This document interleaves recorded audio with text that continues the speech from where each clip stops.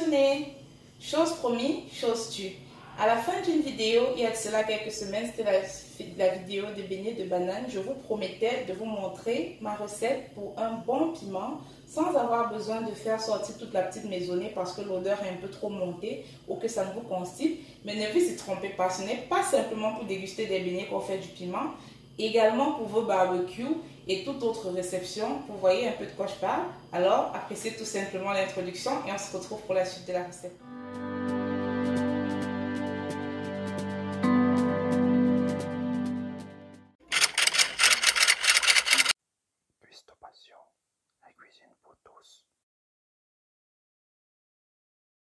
On va débuter. Je vais vous montrer premièrement les ingrédients. On aura besoin de l'élément essentiel, le piment. J'en ai du rouge, mais vous pouvez en avoir du jaune ou du vert, c'est pas un problème. Ensuite, un oignon, une carotte moyenne, une demi-gousse d'ail, un peu de poireau, un quart de poireau. J'ai découpé, j'ai même haché, il faut le dire, c'est important. Un cube et un peu de poivre noir. Pour la cuisson de notre piment, on va vraiment cuire, un peu comme si on voulait réaliser une sauce, vous voyez un peu. Là, j'ai pris un pinceau, tout simplement pour bien racler notre poireau. Je rajoute au piment. Lavez bien votre piment, vos piments, je veux dire, votre poireau également avant de le hacher. Lavez également votre demi-gousse d'ail après l'avoir nettoyé. Vous le mettez.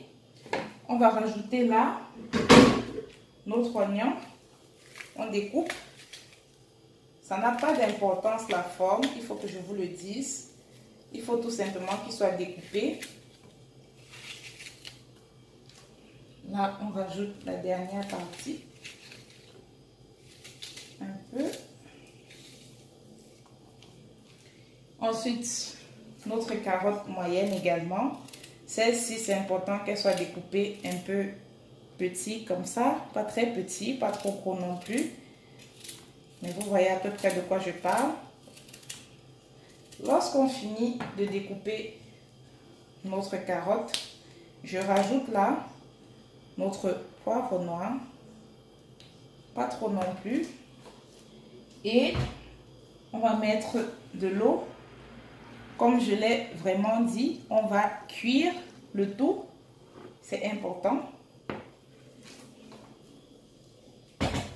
On va remettre l'eau non plus à ras-bord. Vous voyez à peu près la moitié là, la quantité que vous avez. C'est bien de laisser cuire au fur et à mesure. Et si besoin, rajouter de l'eau pour éviter qu'il n'y ait trop d'eau et que ça soit autre chose que ce que l'on attend.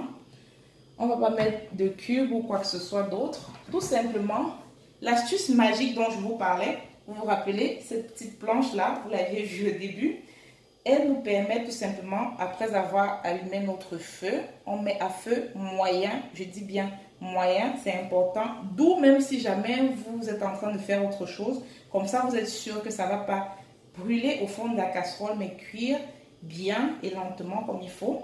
Ensuite, on va recouvrir comme ça. N'ayez pas peur. Et on va laisser cuire.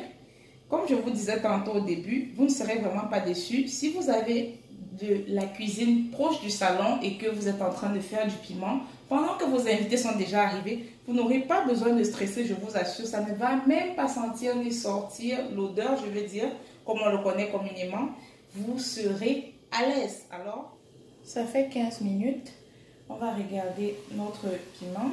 Vous voyez là, j'ai quelque chose qui est déjà cuit. On retire déjà notre planche. Vous le mettez sur le côté. On va réserver également sur le côté. Laisser un peu refroidir. Ensuite, on va passer tout ça au mixeur.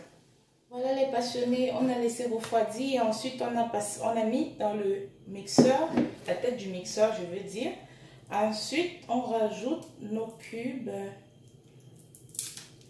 Je vais en mettre déjà 2 là, vous voyez. Je pense que ce sera suffisant. Et je vous l'avais dit également, un peu d'huile de tournesol. On ne rajoute plus d'eau.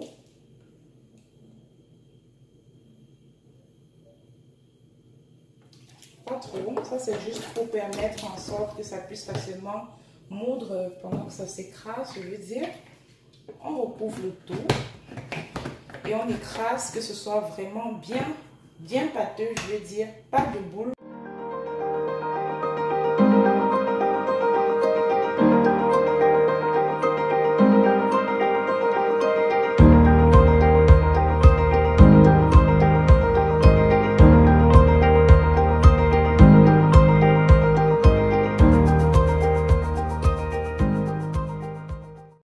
Et là, j'ai tout simplement renversé mon piment dans un bol comme vous voyez là. Pour le service final, je voulais dire, vous avez simplement l'option, comme vous pouvez voir, pour moi aujourd'hui, c'est avec du poulet. Mais vous pouvez également consommer ce piment avec du poisson ou tout simplement des beignets, qu'ils soient de farine ou de maïs. Concernant les beignets maïs, vous n'aurez qu'à cliquer au fait sur le lien qui va s'afficher là. Je ne sais pas si c'est à gauche ou à droite. Et vous aurez accès à la recette. Quant à moi, je vous laisse. Je vais aller déguster ce magnifique repas. D'ailleurs, je vais goûter déjà devant vous. C'est du piment, hein? Ça pique. C'est trop bon, je vous assure. Une tuerie. Donc, comme je vous disais tantôt, on se voit à la prochaine vidéo. Ciao, ciao!